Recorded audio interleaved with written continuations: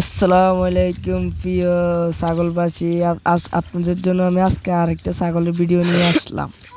তো আজকে আমি ছাগলগুলোকে বিকালে চড়ানোর জন্য আনছি, এখানে পাত্রের মধ্যে চড়ানোর জন্য আনছি ছাগলগুলোকে। আজকে অনেক বৃষ্টি আসতেছে, কারণে আমি ছাগলগুলো চড়ার জন্য আনতেছি।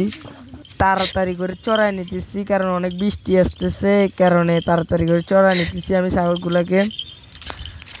তো আজকে আপনাদেরকে জানাবো কিভাবে ছাগল আপনারা বাসাতে 2-3টা পালতে পারেন, পাললে আপনাদের অনেক লাভ হবে। তো এখন কথা হচ্ছে যে আপনারা এরকম চরমভূমি থাকতে হবে। চরমভূমি না থাকলে কিন্তু আপনার ছাগলের সেক্টরে আসতে পারবেন না।